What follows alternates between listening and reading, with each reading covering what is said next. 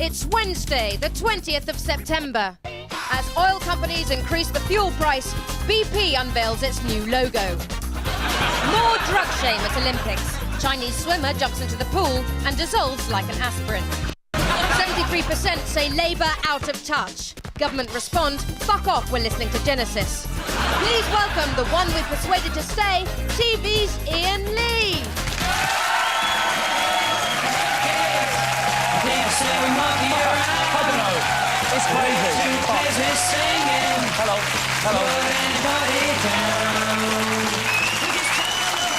Yeah. I got new shoes on, they're very slippery. Did you miss me when I was away? He did. Did you hang my picture on your wall, sir? You cheeky monkey. My friends, has there been a great big Ian Lee-shaped hole in your life this summer? Were you all slumped at home watching Big Brother, just wishing you could vote in that lanky twat into that bizarre voodoo compound? What a strange world. Seriously, 3 months ago, secret camera in a women's dormitory, I'm a pervert. Now it turns out I was merely at the cutting edge of TV fashion. But what else has been happening since I last gathered you all in this tiny room? Well, as we all know, the Queen Mother reached 100. Let's salute that. The most touching moment of the tribute, of course, was when 25 deaf children sang to her in sign language. But they were upset when the Queen Mother replied with a traditional little wave and told them all to fuck off. But it's not all good news for the royal family, as the Liberal Democrats announced they will remove the Queen as the head of the Church of England when they get elected. Oh, I bet she's so scared. Imagine her straight on the phone to Kennedy. Yeah, when you get elected, Baldy, Ginger, you can promise what you want, you ain't getting in your slag. Which is how she talks. But naturally, since we've been away, the Dome's fortunes have slumped again. I say, don't scrap it, build another one, divert the Thames and make a nice big smiley face for the start of EastEnders. And I'm pleased to see in our absence that you've all become so erudite. Yesterday, a list of our favourite words was published. The winner was serendipity, closely followed by the words what, then does, that and mean. The final words on the list were fuck, home, Jesus and money, which, interestingly, is an entire sentence at 3:30 in the morning. Fuck, home, Jesus, money! But the biggest news is, apart from my cock extension, I have a fantastic new co-presenter. I'm delighted to be joined by Sarah Alexander.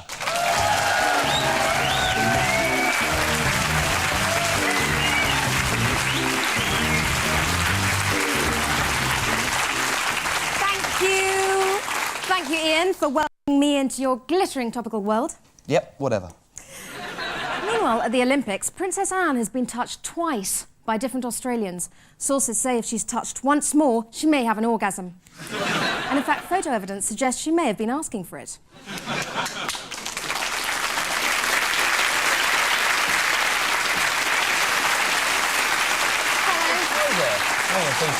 Nice to meet you. Sarah? Yeah. This is your desk. This is where you'll be working from now on. OK, so get used to it. Excellent. Thank you, Ian. Where do I get my pens? Right, well, there's a cupboard back there, and there's tea and coffee just round there. Just don't touch me mug, whatever you do, or a puncher. OK, I remember that one. What are you fingering? Oh, well, this is the book by Patrick Jeffson about Princess Diana, which he claims is a sympathetic portrayal, treating her life with sensitivity and respect. I've got to say, I can't really see what all the fuss is about it. Ian, sorry, I'm afraid we're going to have to pause the show roller coaster for a moment. For legal reasons, we have to make an apology. We would like to apologise to Minnie Driver, currently shooting a new Mel Smith flick, for saying that she has a face like a main course at a Nouvelle Cuisine restaurant, with her features as tiny helpings in the middle of a circular expanse of flesh. Minnie, you can't help how you look, but you can help being in so many films where we have to suffer your medieval picture of the sun-like head. What's coming up on tonight's show? Go on. OK, so we've got a keen social observation from our style gurus, a revelation about Gary Bushell that'll shock the nation, and Lauren Booth will be here to tell us if it's all over for Tony Blair. But before we move on, Sarah, I've just heard that following the conviction of that nun for cruelty to children, there's to be a remake of The Sound of Music, where 7 children escape from a convent into the welcome arms of the Nazi Party. Although, be fair, Ian, 4 of her charges were dropped, then thrown, then kicked across the room into the radiator. Time now to join our very own version of Tony Parsons. 2 men who will, whether you want them to or not, tell you what's hot and what isn't. It's the Style Wankers. We're the Style Wankers. And our Ned bags are full to bursting with top Style Gents goo. We've got our finger on the cock of style.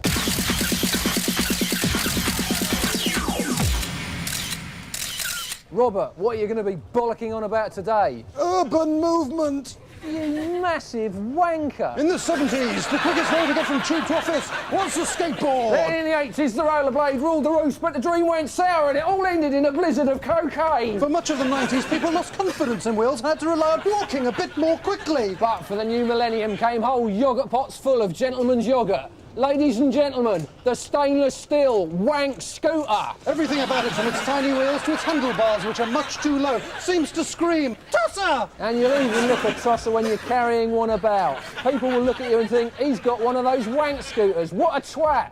And that's got to be good news. Let's roll. Hi, I'm 36 years old. What do you think of my scooter? I think it looks great. 36 is the new 26, according to Julie Burchill. Opinion? How wanky on a scale of 1 to 10 would you say they are? Yes. 50. 50? Is it complete jizz or like massive toss? Would you like to have a go on it? Oh, no. My hands are sore enough as it is from wanking. But they're already out of date. I liked them first before anyone else. You tosser! Yes, I am a tosser. But if you really want to look like a child when going to work, there can only be one option. The go-kart! Your dad helped you make it with an old crown he found in the canal. Now you can drive it round Soho, looking like a massive... Move it, losers, we're on Channel 4! Get a Dorfwood, mate. Cheers, mate. Hello, have you got a table for two and a go-kart? Yeah, you're going to go to the bag, sorry. We can't take it in. But these are like the latest hip thing in Soho, aren't they? Well, the thing is, we're meeting Julie Burchill later, and she's arriving on a children's tractor. The fashion go-kart, horse-sprung dirt wank, as they say in Soho. Tony, you're shooting with both nads. Tar. Next week on Style Wankers, Sherbet Dibdabs. They're back. They've come full circle. you tosser! No, you are, you mean?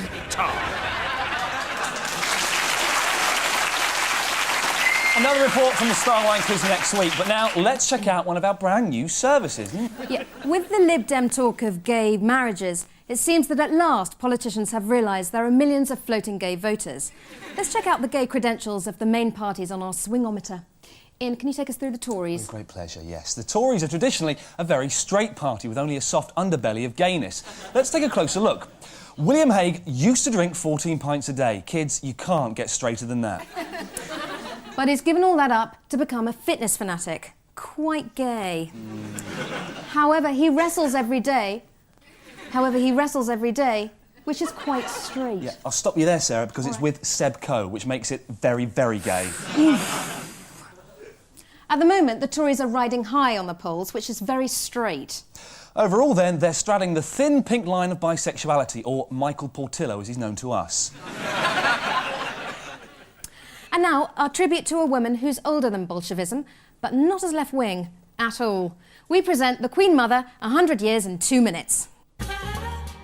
There are many names for this marvellous woman. The Queen Mother, the Queen Mum, old blue blood prune face, and she's given the nation a whole century of selfless service. Her dedication to watching horse racing on our behalf, her tireless refusal to pay income tax, and her ability to have a £3 million overdraft just to show we mortals that it can be done. So we present things you didn't know about the most glorious woman in the known world. First of all, she's famous for her hats. Always colourful, always covered in flowers. But did you know she had them grown for her by a specially trained dwarf gardener? It's also little known that she has been a keen sportswoman throughout her life. Here she is winning the Oxford and Cambridge boat race by using every man in Botswana as her crew. Here she is winning the marathon in the 1932 Olympics, taking advantage of the age-old royal prerogative of using the car. But behind this sporting facade lies a deeper, darker side. For years she had a reputation as a tyrant, insisting, for example, that a young Patrick Moore walk in front of her at all times. And just watch what she does to these heads of the Commonwealth. She didn't say Simon Says sit down. Finally, she went too far when it was discovered that she was keeping the entire population of Northampton as pets. In 1952, her husband George VI, or as he was more popularly known, King Dad, died and then became King Dead. She tried to move into fashion design for a while with her range of hedgehog sleeve dresses, later getting a job as a cleaner. but she achieved most success with her acting career, taking the part of Porthos in The Three Musketeers. Recent years have seen her looking to the future, auditioning replacement Queen mums for When She Croaks. But still she works tirelessly for the nation. Here she is only last week in Sierra Leone, joining 20 members of the SAS in deep camouflage to take on the West Side Boys. Cheers, Mom. The bar's this way. And that's why it's pure gin. I don't know. More history next week. OK, let's have a quick look at the day's winners and losers. Good news. Scientists have launched equipment which can detect incoming asteroids up to a year in advance. Bad news, they should have launched it a year ago. That's bad news for everyone. We're all set to be destroyed by a massive asteroid. But good news for the BBC, who are already working on the BAFTA-winning Walking with Humans. Bad news for Reggie Cray, who's fighting for his life. Good news for one lucky ambulance man who can now truthfully claim I put Reggie Cray in hospital. Good news for gays, as the Lib Dems allow them to marry. Bad news, nag, nag, nag, nag, nag. Coming up in part 2, New Statesman columnist Lauren Booth tells us what's really been going on Downing Street. William Hague loses his trousers, and something you never knew about cuddly Sun journo Gary Bushell. Before we go, a teaser to keep you sharp. Who is this little-known East End bad boy? We'll tell you after the break. Stay with us.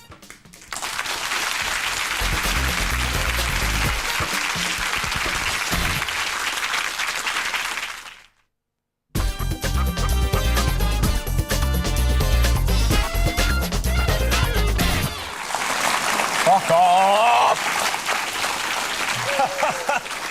Welcome back. Before the break, we asked, who is this little-known East End bad boy? Please put me out of my misery, Sarah. Ian, it is, of course, Channel 5's Boyard, master of the fort from Fort Boyard. I know that would have been nagging you all week. Headline news now, and John Prescott has backed Railtrack in their decision to implement the slightly cheaper of the automatic safety systems known as MISTFO, or mattress strapped to front of engine. Olympic swimmer removes goggles, vacuum sucks out eyeballs. The Royal Academy's exhibition showing a 15-minute hardcore porn film has been attacked by Mary Whitehouse. 15 minutes of filth, she said. I only reached the plateau stage of my orgasm. A cyclist has won our first gold in Sydney. Unfortunately, we didn't have the same luck in the swimming. The bike sank. The Pope has signalled a change in his attitudes to condoms. He now prefers a rouser. Geneticists grow bit of face in Petri dish. The Church of England has announced plans to install hole-in-the-wall dispensers in thousands of rural churches, so now you can shout, "Jesus Christ, is that all I've got?" and actually get an answer. DJs in Wales, who joked about petrol shortages, caused panic as terrified Welsh people tried to work out how the magic box in the corner was able to speak. Another gold medal for Britain, this time in double trap shooting. Richard Folds is now Britain's best trap shooter since gypsy lover Tony Martin. Ian, let's see who's been telling porkies this week. Yeah, good idea. Racing revelations have left Gordon Brown with less credibility than Damon Hill's Guide to Better Loving. Back in 1997, Formula One boss Bernie Ecclestone gave the Labour Party £1 million. Curiously enough, shortly after that, the government sought an exemption for Formula One from a European tobacco ban.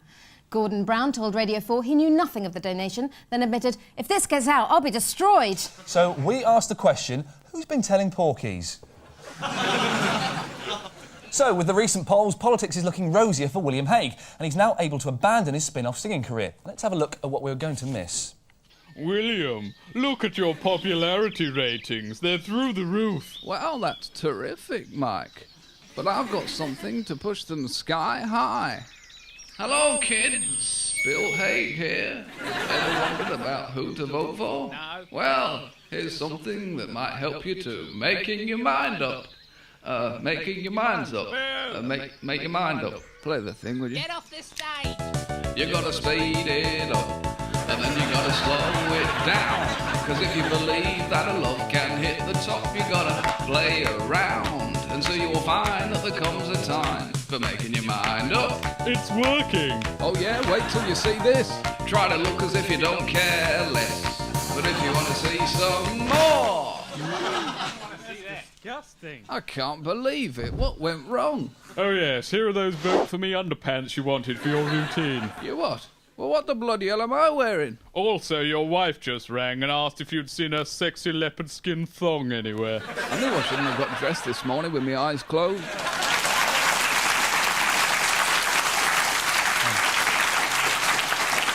But when they're not singing, what are they doing? Let's get the inside story on the political world. Please welcome Lauren Booth.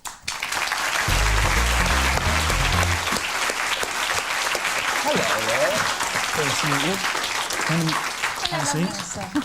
Take a seat. Thank you very much for coming along. Now, Tony Blair has been accused, alongside Gordon Brown, of telling porky pies over Bernie Ecclestone's £1 million.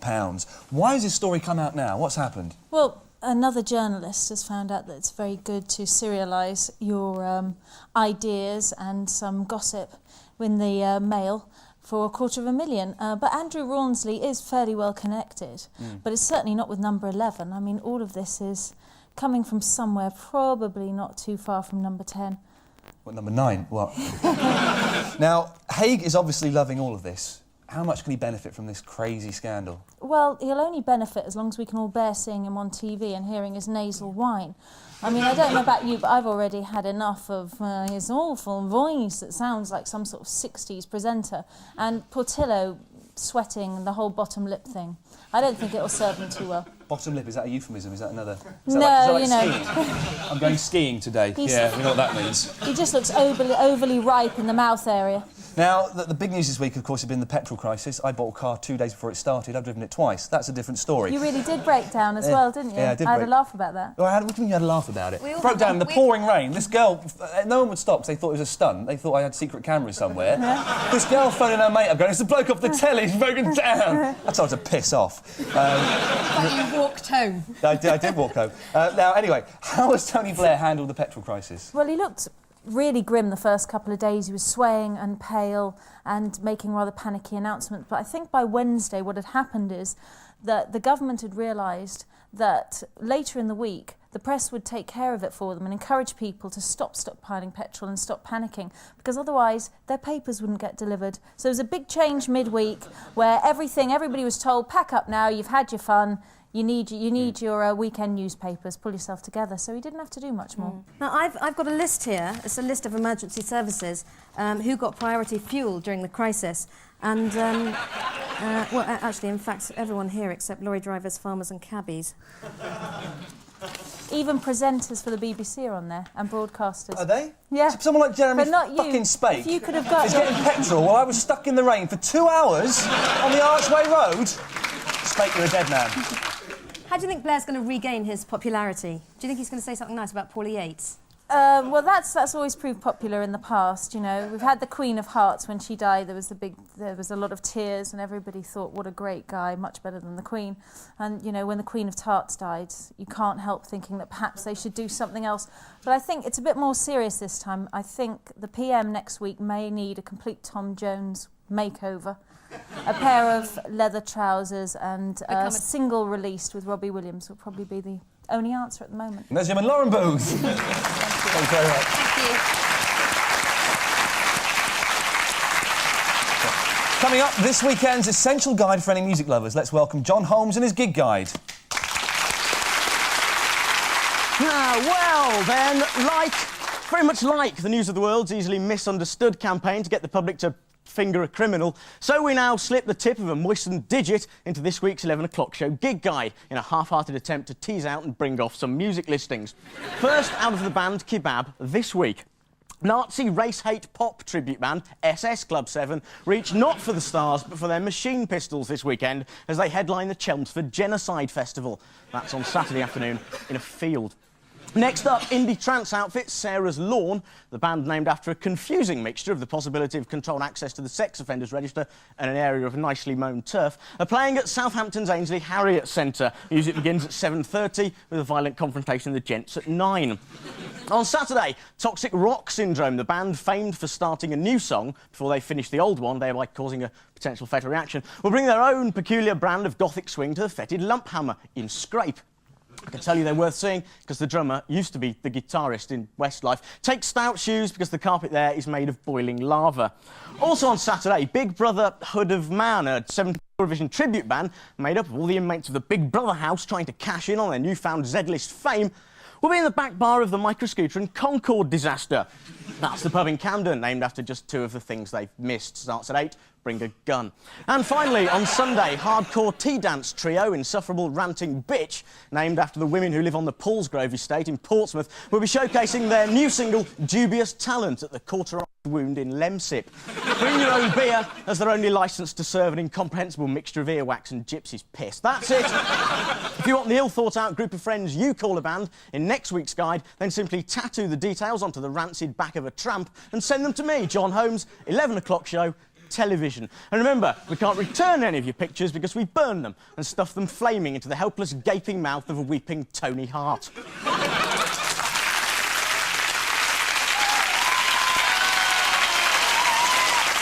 Thanks, John.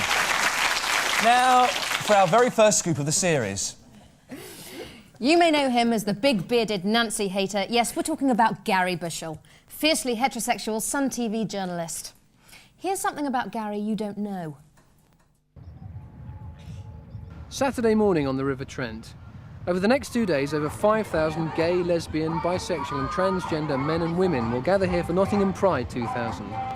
And if some aspects of this festival shock the more traditional members of this historical town, it's just something they'll have to get used to. Too sexy for my shirt, too sexy for my shirt, so sexy it hurts. It's a world with an insatiable appetite for icons, from classics like Judy Garland to more recent additions like David Beckham. This autumn, however, has seen the gay community choose a totem that no one could have expected. Sorry, can I just ask you, who is that on your T-shirt? Gary Bushell. What, the Sun TV reviewer? That's the one. He's not exactly renowned for his support of the gay community, is he? There we go. Bizarre, perhaps, but by no means a one-off.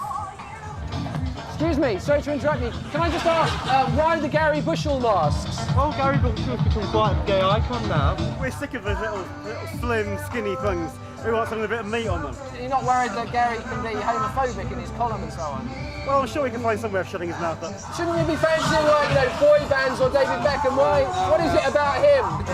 It's that beard. It's just overgrown. It's like a jungle.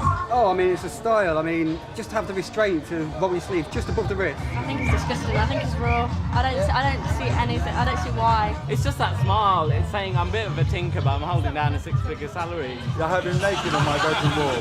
Naked? I'd sleep with the man if he came up to me today. He has. I've seen the picture on his bedroom wall. I think it's wonderful the way you can multitask between being a tabloid journalist and being on Through the Keyhole. I want you to blow your whistles and make lots of noise and show how much you love Gary Bushell!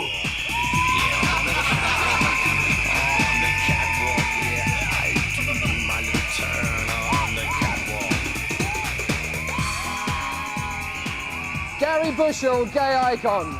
A flash in the pan or an icon to rival the likes of Jerry Halliwell, Kylie Minogue and Adam Rickett. Only time will tell. This is Jeremy Scott for the 11 o'clock show at Nottingham Pride.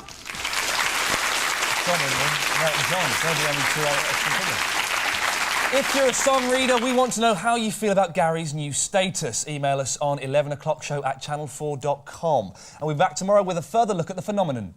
On tomorrow's show, War on Sport, punditry from Charlie Whelan, plus a trip down to Gratuitous Wood. Before we leave you, a brief look at tomorrow's news. No one leading with that Bushell story just yet, but there's more on the royal arse-touching, with Princess Anne in The Independent admitting, "I made it all up. I just crave attention." Here's The Guardian. Hague so excited by Tory poll lead, he comes 14 pints in a day. In The Mirror, Ricky Martin is stalking an overweight American fan. "I just can't get her out of my head," said the Latin stud. "She's everything a millionaire pop star could want. 50, overweight and mentally ill." It's been crazy. See you tomorrow. Good night. Bye.